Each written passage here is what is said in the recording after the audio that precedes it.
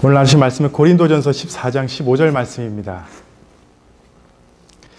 스크린을 보셔도 되고요. 이 옆에 오늘 처음 세우는 이 작은 배너를 보셔도 되고요. 그리고 설교 제목은 바로 이 오른쪽에 있습니다. 그렇다고 해서 매주 이렇게 제가 성경과 제목을 이 배너로 준비할 수는 없고요. 2018년 표와 그리고 우리 성구를 이렇게 준비했으니까 여러분 주일에 오실 때마다 앞을 보시고 한 번씩 읽어보시고 꼭 한 달 후에는 외울 수 있도록 그렇게 한번 해보시기 바랍니다. 우리 다 같이 큰 목소리로 같이 합독하시겠습니다.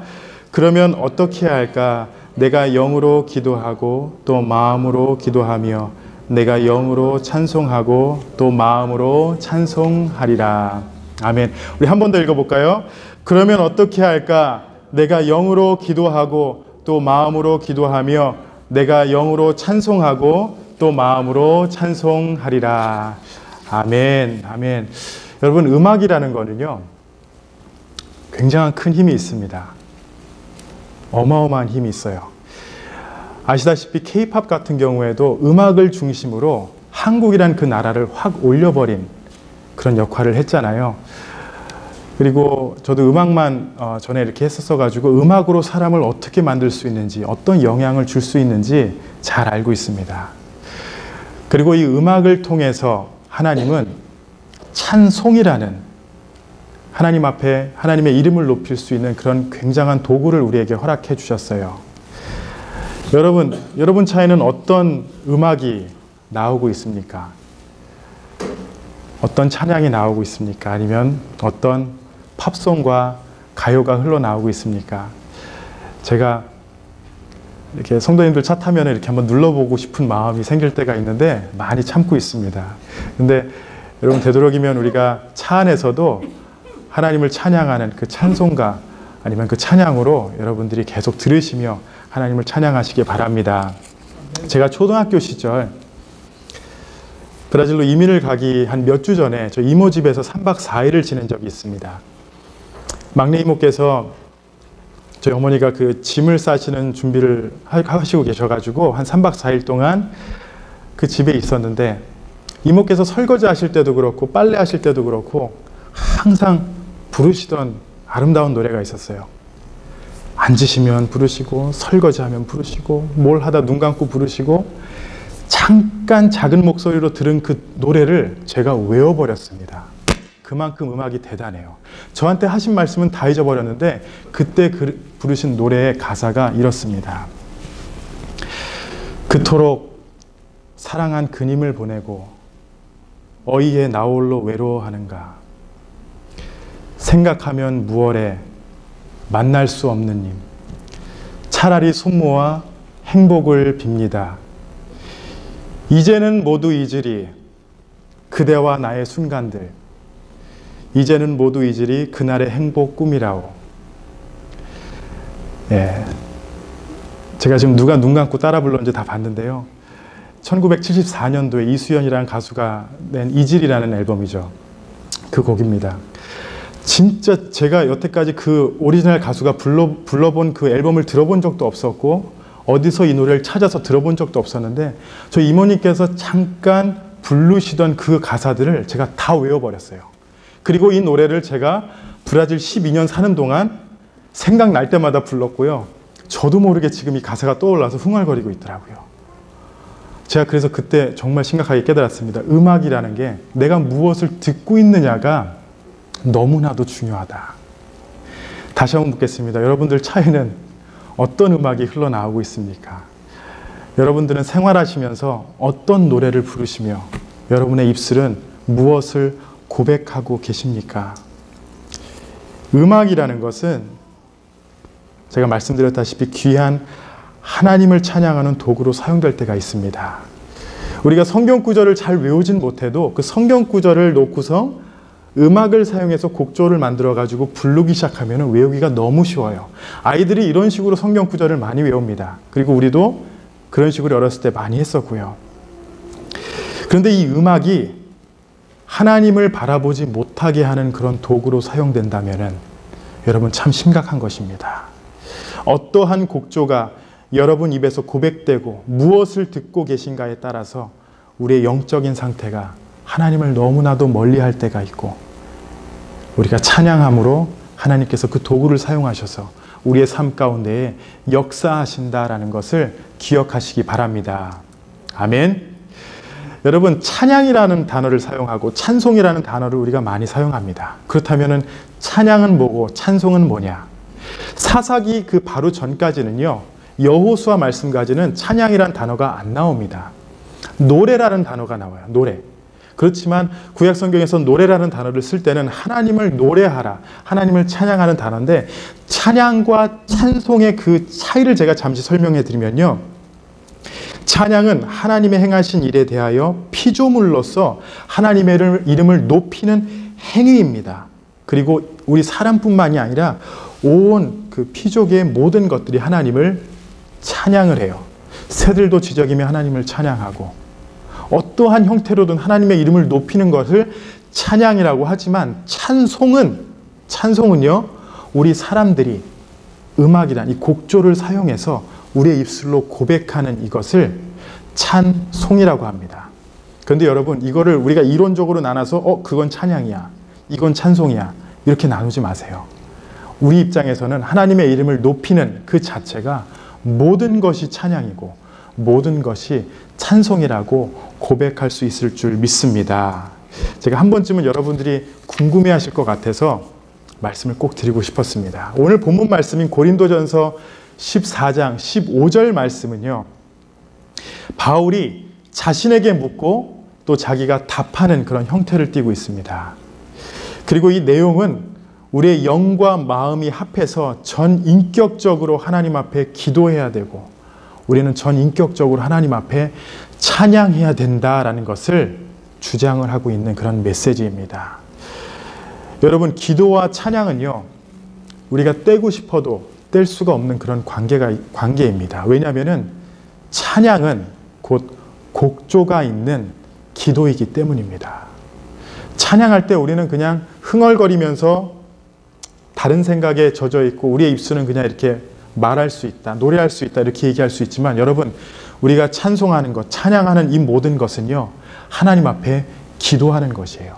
그 가사로 하나님의 이름을 높이며, 그 가사를 통해서 나의 신앙의 간증이 하나님 앞에 고백되며 하나님을 바라보는 그런 귀한 도구예요. 우리가 예배 시간에 찬양하는 시간과 기도하는 시간을 따로 나누지만, 이 모두가 하나님 앞에 기도하는 시간입니다. 우리가 영적으로 깊은 하나님과의 교제로 나아갈 때, 그 깊은 교제 가운데 기도와 찬양은 절대 이렇게 구분될 수가 없습니다. 찬양으로 시작하여서 기도하고, 그리고 기도하며 또 우리가 찬양으로 마치고, 여러분, 또 기도가 힘들 땐요, 찬양하며 하나님 앞에 나아가 보세요. 굉장히 큰 도구로 하나님께서 우리의 기도를 더 깊은 기도로 인도하여 주실 줄로 믿습니다. 우리가 잘 아는 시편은요, 특히 오늘 집사님께서 시편 23편으로 하나님 앞에 영광 돌리셨는데, 하나님의 임재가 찬양 가운데 얼마나 강력하게 나타났는가를 보여주는 그런 귀한 고백들이에요. 이 시들과 찬양들은요, 저자들이 기분 좋을 때 글을 쓴 것이 아닙니다. 또 오늘 특별히 시편 23편은요, 여호와는 나의 목자시니 하나님 내가 부족함이 없습니다. 이것은 다윗이 풍요로울 때 쓴 시가 아니라 가장 바닥에 있을 때, 하나님 내가 비록 이럴지라도 하나님 나의 목자 되시고 나의 모든 것 되십니다 라는 그런 고백을 다윗은 가장 그 바닥의 상황에서 고백을 한 겁니다. 시편의 모든 메시지가 이러한 고백 가운데 쓰여졌습니다. 우리 사랑하는 성도 여러분, 우리의 입술은 얼마만큼 하나님을 찬양하고 있습니까? 여러분, 무엇을 고백하며 그것을 곡조로 부르고 계십니까? 눈을 감으면 만날 수 없는 님만을 바라보며 혹시 노래하고 계시진 않습니까? 하나님의 백성으로서요, 우리의 입술이 하나님의 이름을 높이고 구원의 기쁨을 외치는 찬양의 삶으로 살아가시는 우리 모든 성도님들이 되시기를 바랍니다. 첫 번째로, 구원받은 성도는요, 우리가 구원받은 성도들이 가장 먼저 해야 되는 것이 바로 이 찬양입니다. 구원받은 성도들에게 주신 하나님의 선물이 이 찬양이에요.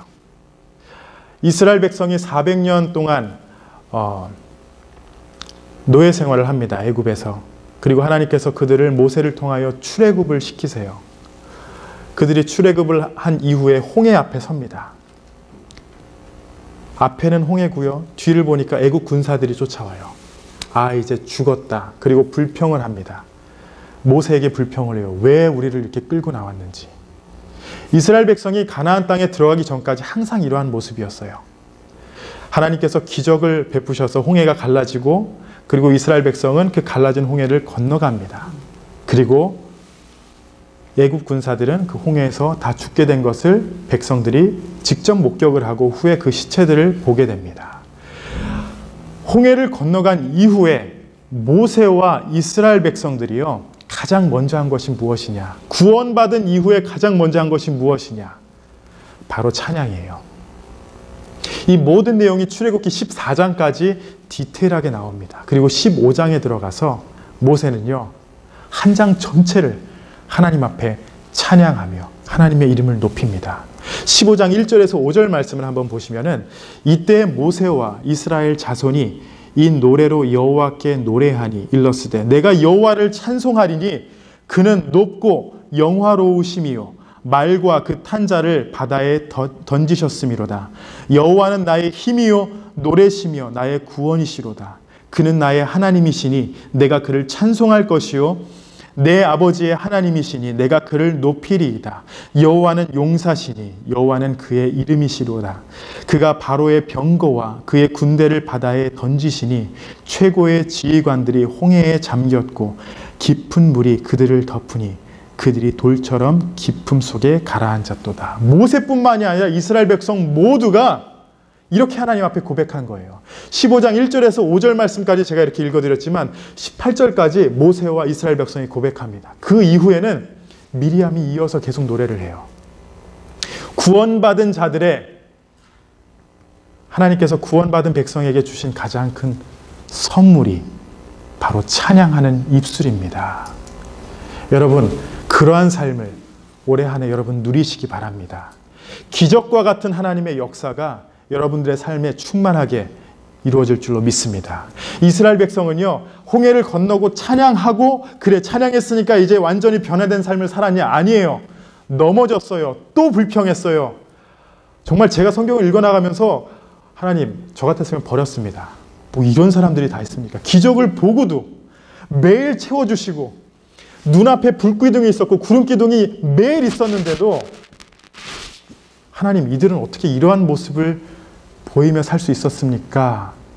그런데 그들은 그런 가운데 또 하나님을 바라보고 찬양하며 또 불평하다 또 찬양하고 하나님을 바라봅니다.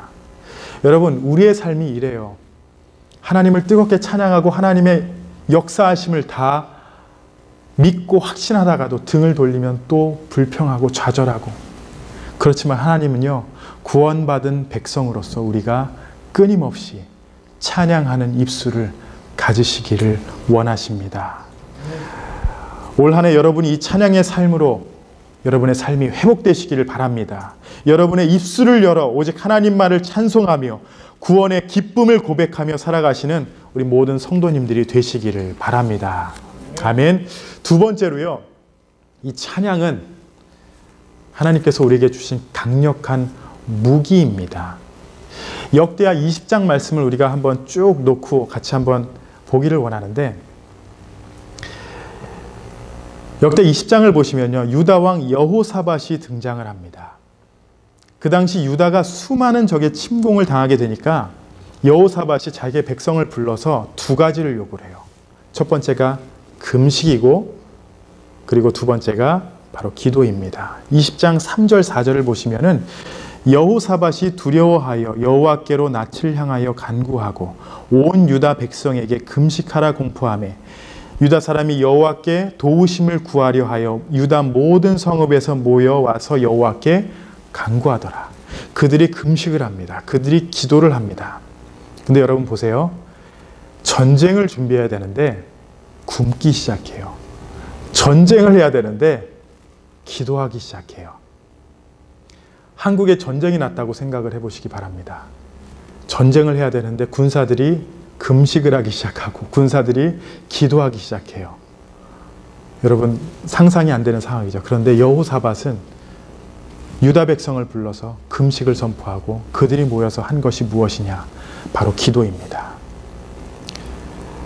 이 10장 내용을 쭉 읽어보시면요. 그들이 기도하는 가운데에 한 레위인이 하나님의 메시지를 전하는 그런 장면이 17절에 나옵니다. 17절 말씀을 보시면은 이 전쟁에는 너희가 싸울 것이 없나니 대열을 이루고 서서 너희와 함께한 여호와가 구원하는 것을 보라. 유다와 예루살렘아 너희는 두려워하지 말며 놀라지 말고 내일 그들을 맞서 나가라. 여호와가 너희와 함께하리라 하셨느니라 하매 금식하고 기도하니까 하나님께서 메시지를 주십니다. 그래, 내일 맞으러 가라. 싸우러 가라가 아니라 보러 가라 이거예요. 구경 가라 이겁니다. 그들은 서로 싸우는 게 아니라 자기들을 쳐들어오는데 하나님께서 주신 메시지는 보러 가라. 이러한 확신을 가지고요. 유다 백성은 하나님 앞에서 얼굴을 땅에 대고 경배를 드렸고 그때서부터 하나님을 찬양합니다. 전쟁에서 승리해서 찬양한 게 아니에요. 전쟁이 너에게 속한 것이 아니고 너희가 싸울 것이 없어. 그리고 하나님께서 메시지를 주시니까 그들이 그것을 듣고 찬양하기 시작해요. 그리고 중요한 것은요. 그 다음날 여호사밧 왕이 너희는 하나님을 신뢰하라 라고 당부하며 백성들을 이끌고 적군과 싸우러 갑니다. 전쟁을 준비하러 싸우러 나가는 것이 아니라 여러분 그들이 금식하고 기도했죠. 그리고 그들이 하나님을 신뢰하라는 메시지를 가지고 어떤 식으로 나가냐. 맨 앞에 찬양대를 세우고 나갑니다. 노래하며 나아가요. 하나님의 이름을 높이며 나아갑니다. 하나님께서 어떻게 전쟁을 승리케 하실지, 적군이 어떠한 모습으로 올지를 모르면서 분명한 것은 그들의 그 인구와 전쟁 그 군사들이 유다 백성들보다는 비교가 안 될 정도로 어마어마한 것은 그들은 알았습니다. 그런데 그들은요, 조금이라도 싸우려고 생각한 것이 아니라 찬양하며 나아간 것입니다.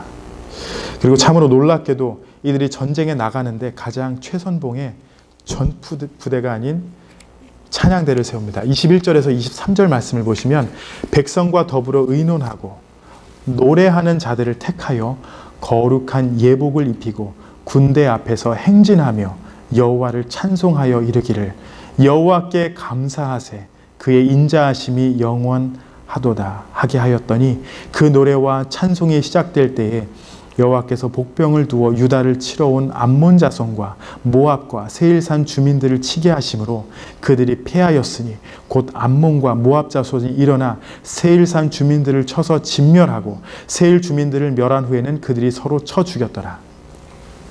유대 백성들이 막 찬양하면서 가는데요. 이미 그쪽 안에서는 다 전쟁이 끝났어요. 서로 쳐 죽이고 유다 백성들이 도착하니까 시체밖에 안 남은 것입니다.